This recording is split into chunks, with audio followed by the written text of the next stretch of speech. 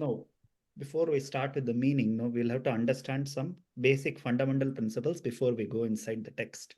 First, we will try to answer a few questions, and you let me know if you want me to answer any other questions. The questions are, what is this text about? Who wrote this text? What are the important salient features in this text? And most important of all, what do we get by chanting it? And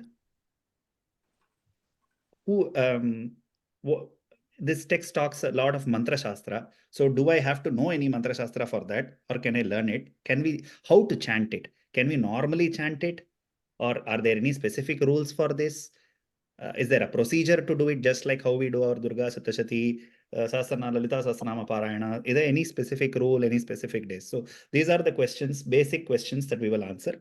Before that, what is the name of the text? What does it signify? Are there any texts similar to this? So we will look into all these aspects. But to start with, first few minutes, it's going to be a little tough. It's going to be boring because this will talk a little bit about Advaita. Then only I will come to the text, because I want to set the context and the table before we go into it. Because this is the only opportunity where we'll talk a little bit about Advaita, and then from there it will flow into Bhakti and how this text came up, what are the meanings and all of that. So with that, any other questions if you want me to cover, you'll have to let me know. Sure, Guruji. Okay. So now first one. Now who wrote this text, or where did this text come from? See, there are several versions. We will take the most common, most accepted version. So several theories, several versions. This text is written by Adi Shankara, but there are several controversies and theories. Let's not get into those aspects because that is least of our worries. According to us, Shankara Acharya, he wrote this text. He got it from Kailasha. He had only first few verses. It is divided into two sections. The first 41 verses are referred to as Ananda Lahari. The remaining verses are referred to as only Saundarya Lahari. So the first 41 talks a lot about Mantra Shastra, for which it is a Shakta text. There are 6 forms of worships. We all know that. Ghanapatyam, where Ganapati is the primordial deity. Second, Sauram, where Surya Narayana is the Pradhana Devata. Third, Vaishnavam, where Vishnu or Narayana is the main deity. 4, Kaumaram, where Subramanya is the main deity. 5, Devi, that is Shaktam, where Devi is the main deity. Ganapatyam, Sauram, Shaivam, where Shaivam. Kaumaram. Shaivam. Subramanya is the main deity. So Ganapatyam, Sauram, Kaumaram, Shaivam, Shaktam, and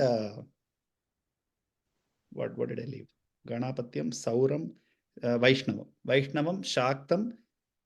These are the 6 forms of worships.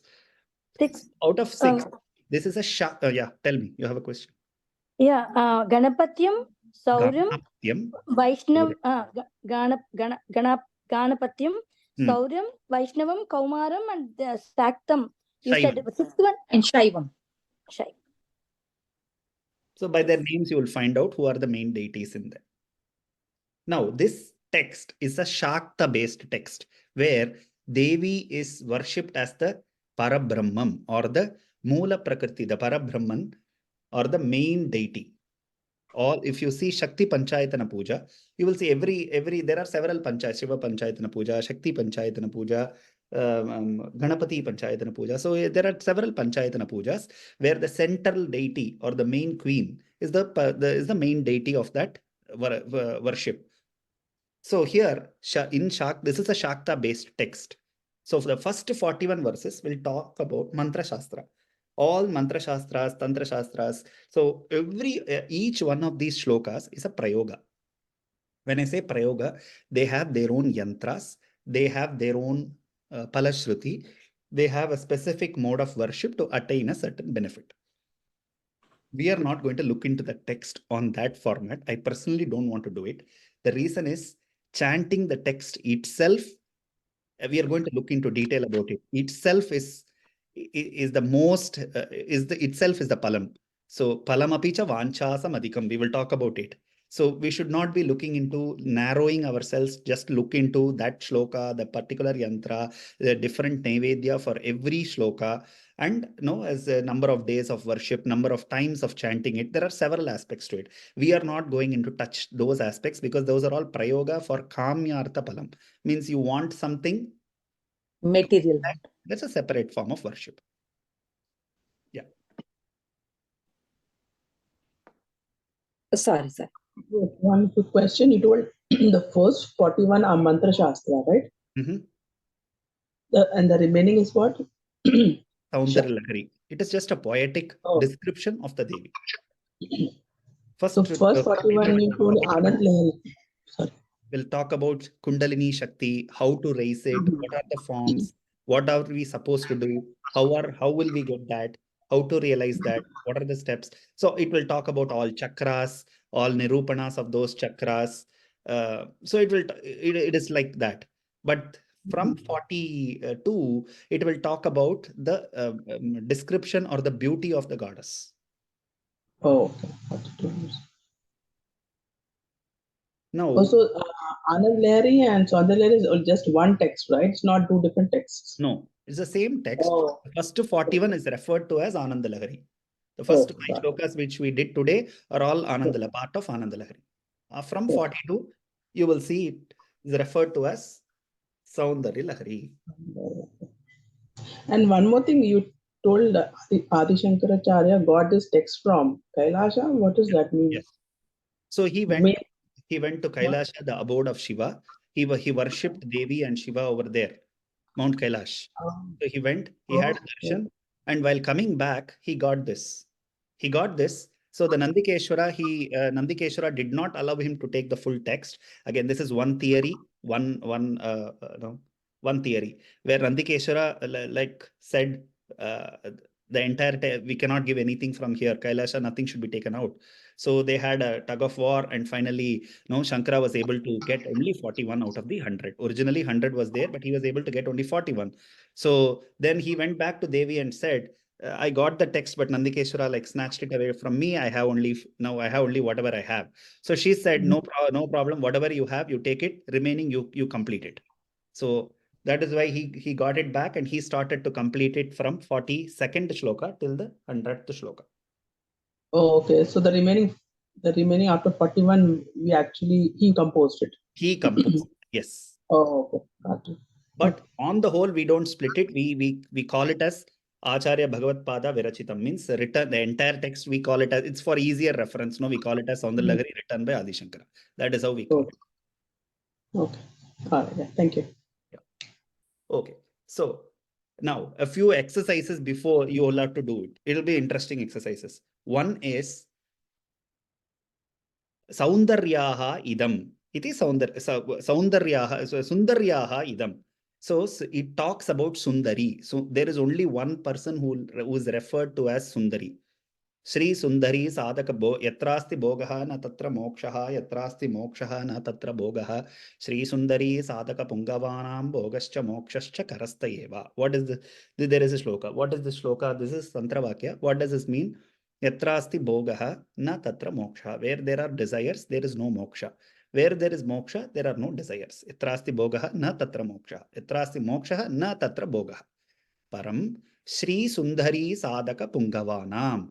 One who worships, who does upasana of Shri Sundari, gets bogascha mokshascha kharastayeva. She gives both in both the hands. You pick and choose whatever you want. She doesn't make those decisions for you. You take those decisions. You want boga, take boga. You want moksha, you take moksha. So that is the karunyam of the Almighty Devi. So Sundari is referred to as Devi. Anywhere in the text, you will not see names like Kamakshi, Tripura Sundari. You won't see all that. It will always refer to as Sundari. Sundari means beauty. Beauty means referring to only one person. Nobody else can be referred to as Sundari anywhere in any text. So it is like, you say, right, certain things No, you have a name and immediately it will strike. Example, I don't know in this country, but back home in India, if you say Xerox, nobody knows what is photocopy. We always say Xerox, right? Xerox is just a name of a company, but it's become so common that Xerox is always referred to as a photocopy that we get, right? So similar to that, Sundari is referred to as only one person. That is the Almighty Deity. And certain glossary that we have to understand. Shiva here should not be confused. Anyway, as I said earlier, this is a Shakta based text. So whenever you see a word Shiva, you should not think about the Rudra that you see in temples, the Lingodbhava, Rudra, whatever you see. That is, you should not confuse. So that is a basic level setting. Shiva, Brahma, Saraswati, Lakshmi, Narayana, Rudra, Gauri. These three are three deities appointed by the supreme deity or the Parabrahman. That Parabrahman here we are referring to as Devi or Sri Sundari. So wherever you see Shiva, Shiva means bliss. Shiva means Mangala. Shiva means auspiciousness. Shiva means consciousness. Shiva means ultimate. Shiva means Parabrahman. So these are, whenever you see the word Shiva, it is Parabrahman, it is Mangalam, Bhadram, consciousness. That is how you should see Shiva. Adi Shankara himself, when he did Bhashyam for Vishnu Sahasranama, he has referred Shiva means Mangalam or auspiciousness is what he has explained. Bhashya means explanation of these meanings of every names that are present in Vishnu Sahasranama. So when the same Adi Shankara, when he did Vishnu Sahasranama Bhashya, he made it clear that Shiva is auspiciousness and not referring to the Rudra that you see in these temples. Rudra you see in the temple is a Devata. So that is one thing that we will have to understand. Now next, the name Saundarya Lahari. There are only very few texts where Shankara has done several compositions, out of which only few texts where he has used the name of the text in the text itself. Name of the text in the text itself. There are only two. One is Saundarya Lahari, one is Shivananda Lahari. He has done several compositions, out of which only here. So you will have to, one exercise, you will have to find out in which shloka he has used this. He would have used this in the 44th shloka of Saundarya Lahari. Why 44? There is a special meaning to it. Like, no, in Sri Chakra, there are 43 triangles. Then why should he do it in the 44th? Along with the Bindu. So Bindu with the remaining triangles. So Bindu, consider it as 1. Then Trikona, consider it as 3 triangles. Then Ashtakona as 8. Then 10 triangles. Then Bahir Dashara, then Antar Dashara, then Chatur Dashara. If you count everything, you will get 44. So in the 44th shloka, he has used the word Tava Saundarya Lahari in the 44th shloka. So there are only these two texts. Suddenly it could ring a bell. Hey, no, there is one more text. In Bhajagovindam also he has used Bhajagovindam, and everywhere inside the text he has used Bhajagovindam. But for your information, but the name of Bhajagovindam text is not Bhajagovindam. You can go and refer. It is Moha Mudgaram. So it has been so colloquial. It's been, that's why I said, no, the Xerox example, no, it has been, we all know it. We all know it as Bhajagovindam. So we think the name of the text itself is Bhajagovindam, but the name of the text is not Bhajagovindam. It is Moha Mudgaram. So hence there also he has not used the name of the text, but here he has used the name of the text in the 44th shloka. And this follows Shikharini. And several texts have been found, several texts have been used. Like, no, in the Arya meter. Arya is called a meter or the Chandas, just like how we have Gayatri, Anushtup, Brahati, Pankti, Trishtup.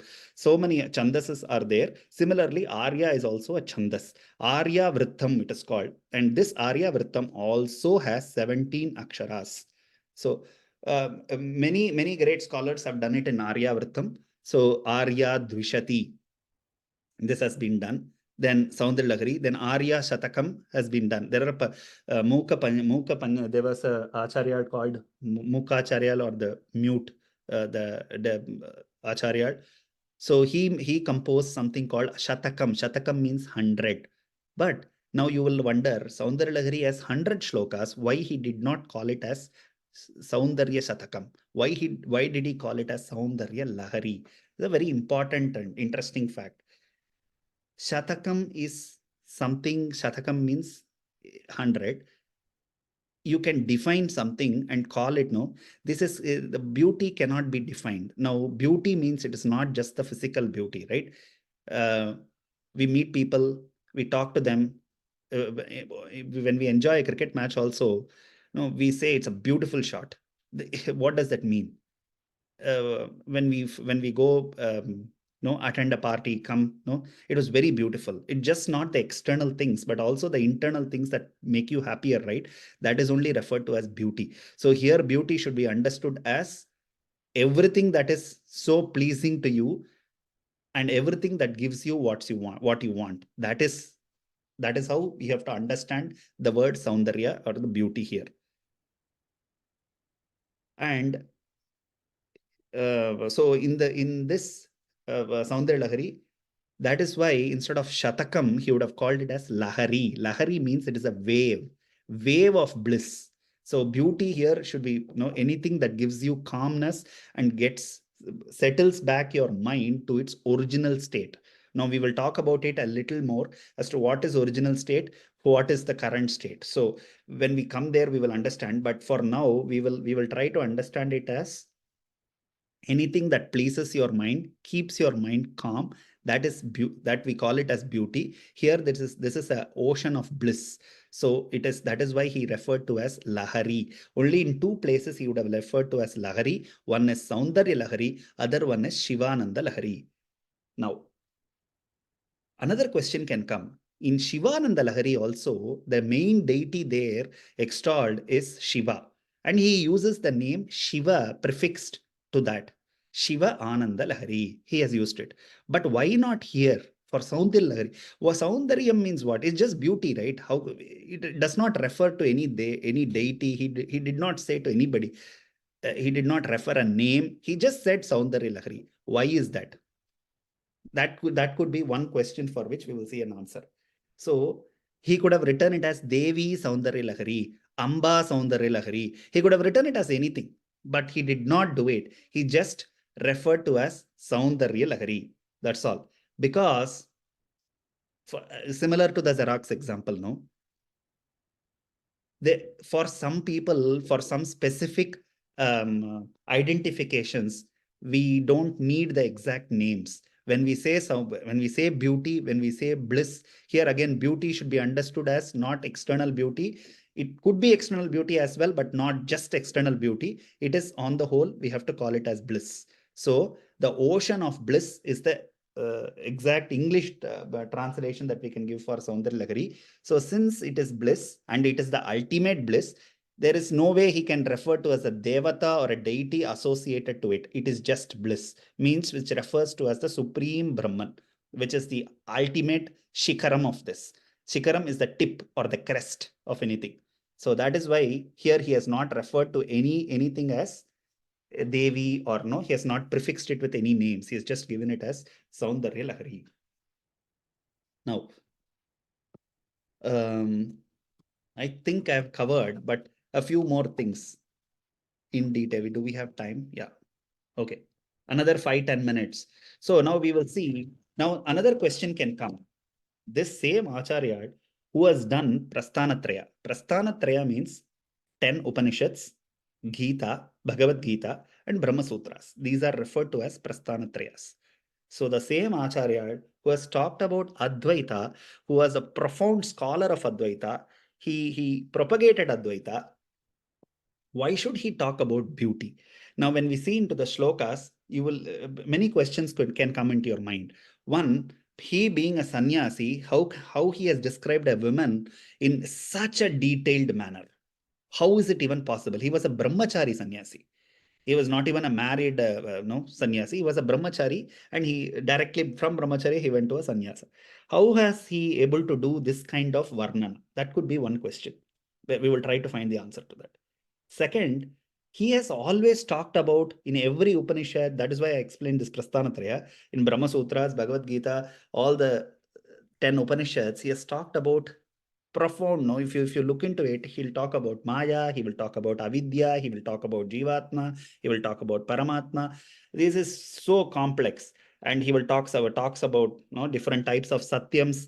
He will say all this now, but he has come to a level where he's talking about beauty, he's talking about nails, he's talking about anklets. Why should he do? So why has he done like this? This question can come up. So we will try to answer that question.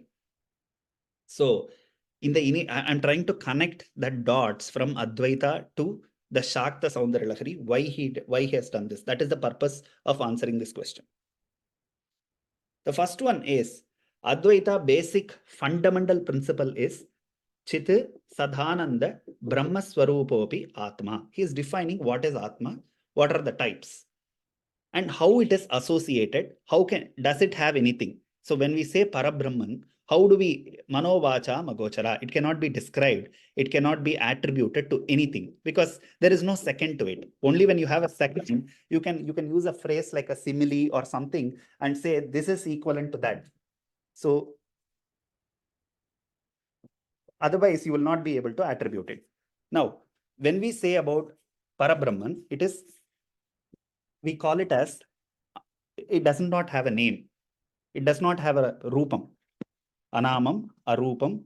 It is Sat, Chit, Vit, Anandam, Aprameyam, Vishwakaram, Vishwottirnam. You cannot, that is all these adjectives just describe that you cannot describe it. That's all it's saying. But so when he talks about all of this, only thing he repeatedly emphasizes is Jivatma and Paramatma are one and the same. There is no difference between this Jivatma and that Paramatma. We are just a drop from that ocean, which means this drop and that ocean you cannot distinguish. It is both the same. That is his vadam in the entire, from a philosophical point of view. Now, and how do we get it? How do we realize? It is just like a person in the deep sleep. He screams in the middle of the sleep, saying that there is a thief who has come and stolen all the items. The person sleeping next to this person will not call a cop. He will just say, he will wake this person up, give him some water and say, hey, sleep. It's been just a dream, nothing else. So it is nothing that is happening is true. He talks about three types of satyams. One is paramarthika satyam. The second one is pratibhasika satyam. Third is vyavaharika satyam. So what are these terms? These are all again technical terms. But what are these? What is the basic fundamental concept is sarvam kalu idam brahmam. So everywhere there is something. Eko sat vipraha bahuda vadanti. There is only one thing. No, this is a very common statement everybody makes. There is only one God. So many different forms and so many different attributes to the same nirakara nirvisesha brahmam. And we attribute it with so many things: colors, names, rupa, appearances, dressing, the charitras, so many different, but there is only one ultimate truth. So that is how he talks about, at a very high level, he talks about all of this. So all the daily, so for example, now I'm talking to you, is this real? Yes, it is real, right? So this is these are all our regular daily activities. This is referred to as vyavaharika satyam. That is true. Like, no, I logged into Zoom, you all joined, we had a class, we chanted. If somebody says these are all unreal, what will you say? This is foolish, because we all did that. We are all there. I'm talking, you are listening, you are chanting, I was hearing, everything happened. But still, this is referred to as vyavaharika satya, or the daily activities that we are doing. The universe, whatever we are seeing here, everything is true. Remember, again, everything is true. But the way we are seeing it is incorrect. So that is what we are referring it to as Maya. And the differentiation, he very technical points he talks about. Avarana Shakti, Vivarana Shakti, means a curtain that is closing all of this so that you're not able to see it. And all of this he refers to as Maya, right? But he says this Maya has to go away, only then you will realize the ultimate Parabrahman. That's how philosophically he takes this argument and conversation. But now in Saundarya Lahari, we are extolling the same Maya. If you would have noticed, even Durga Sapthashati, we say Mahamaya Nubhavena Yataman Mantaradipaha. We talk about that. Mahamaya prabhavena samsara stitikarina. Mahamaya prabhavena samsara stitikarina. So everything is because of that Maya. Then why should, then in one stage, in one aspect of philosophy, he says we should eradicate Maya. But here he's extolling Maya. Aren't these two paradoxical to each other? Are they opposites to each other? What is he trying to say? That is the question. If you are seeing, you use the same key to open the door, you use the same key to lock the door. You don't have two different keys. You use the same thing. So all of this, whatever we spoke about, the different kinds of truth, the way we see the universe, our regular Vyavaharika Satya, or anything that is covering everything, it is based on what? Mana eva manushyanam karanam bandhamokshayoho. Based on what? Based on your state of mind. So that is the reason, no, we all say, right? The reason is only our own mind. No, sometimes we feel depressed, we feel low, sometimes we feel so energetic, we feel so happy, we feel everything around us correctly in place, happening as it should happen. Sometimes it doesn't. So we all talk about this state of mind and say mana eva manushyanam karanam bandhamokshayoho. So using the same the same manas, where we have to go to a state of unmana. Unmana is a stateless mind that does not have a state. How do we do it? Simple answer. So you could say you will talk about all of this, but what should I do? Simple answer. Make it simple. No, don't confuse. What should I do now? Simple thing, that mano layam should happen. Layam means destruction. We don't use the word samharam. We use the word layam instead of samharam, because samharam is destruction. Layam is going back to the same place from where it came. So this, for mano layam to happen, you have to stay focused on something and attribute your everything, no, panchendriyangal, karmendriyam, jnanendriyam, everything towards that aspect. Only then, in that case, all of your chintana, that is your activities, your thoughts, actions, deeds, words, everything will go and be focused in one place. So you will not have time to think about anything else. That's why we are having, I think, more classes. Every day, one class or the other, or we have a parayanam, or we have a japam to complete targets. So we keep doing this. The reason is, no, we are pulling ourselves from something external that is taking away our peace and our time, and we are spending it in a place where you invest, your returns are unimaginable returns. So the purpose of all of this bhakti is only that. So that is why, with the same, where he said the same Maya needs to be destructed, where he talks about using the same Maya, he extols that Maya using the same key to open the door, the same door that is closing, or no, that is covering. So that is the purpose why he has made Saundarya Lahari. This is at a very high level. Now, initial glossary, I think we are another 3 minutes, I'll complete it. So initial glossary is Shiva should be understood as auspiciousness, as consciousness. Second one, this Parabrahman cannot do anything. It is incapacitated. It will not do anything. It has no form, it has no shape, it has no gender, it has no action, it cannot do anything. How do you know that? You can ask me. Again, Shruti is the pramana. When I say Shruti, it is the Vedas. That is the pramana, or that is where we have to go to, because we take Vedas as a supreme authority. So we have to go to the Shruti. What Shruti says? Tadikshata sokhamayata bahusyam praja yeti. That is how Taitriyam says. Taitriya Upanishad says this. So Tadikshata. Ikshata means first Brahman did not move. As I said, no, it's just a lump. It is spread everywhere. It's there everywhere. But it can do anything. It is, how else to say? It is incapacitated. It cannot do anything. So tadikshata. Then it looked at itself. Tadikshata. So kamayata. So akamayata means it got a desire. Desire to what? Bahusyam praja yeti. Bahu means many. Prajas means progeny, kids. It wanted to expand itself into many things. So the moment this Brahman, so that is why we will always commonly use this word Sat, Chit, Anandam. These three words were commonly used. So the Brahman, that is inactionable, that does nothing, is referred to as Sat. Sat. In Satchitanandam, Sat is nothing but a Brahman or the Parabrahman, that is, which is inactionable, cannot do anything, but spread across Sarvam Kalu Idam Brahma, spread across everywhere. That is referred to as Sat. Now, there should be something, this so kamayata, tadhikshata, so kamayata, bahusyam, praja yeti. So something has to go and tell, it has to literally tell, hey, you are the Brahman. Something has to make the Brahman be aware, that awareness need to be created that you are the Brahman. That is called Chit.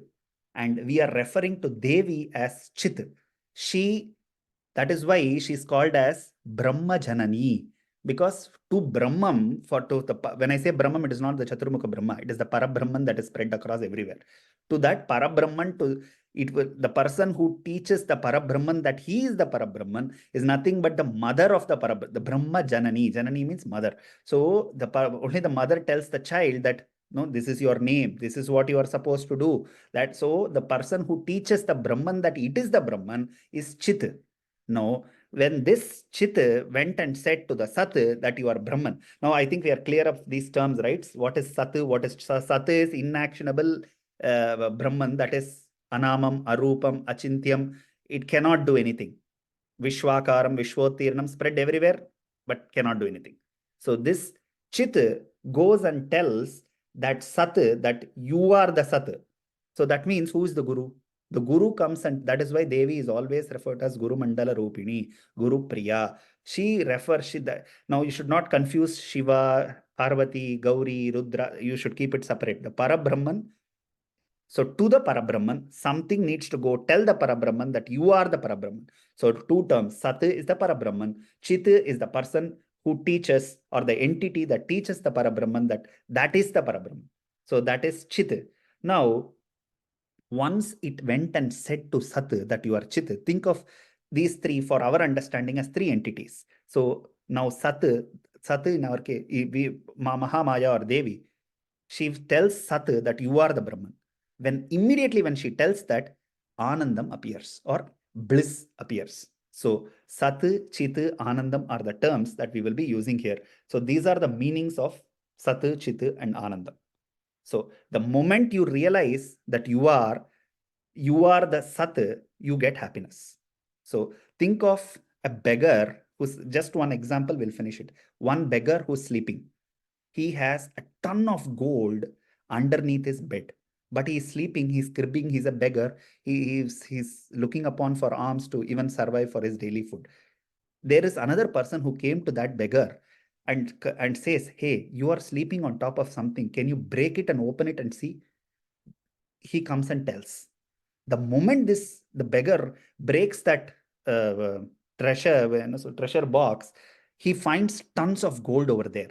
The second he sees that treasure hunt, his state has changed. No, it is the moment you see it. No, he understands that he's no more a beggar; he's a billionaire.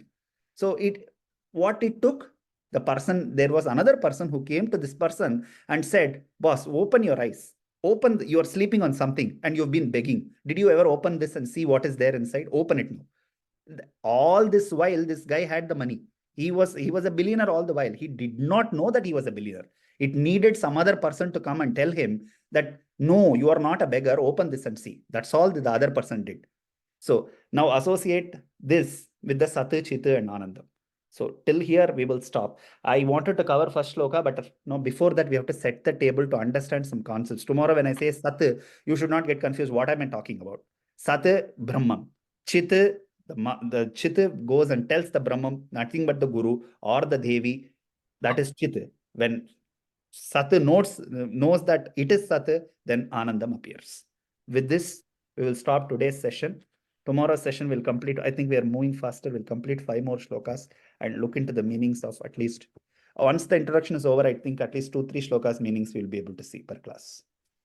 Thank you so much. I'll stop the recording. Jai Mata Di.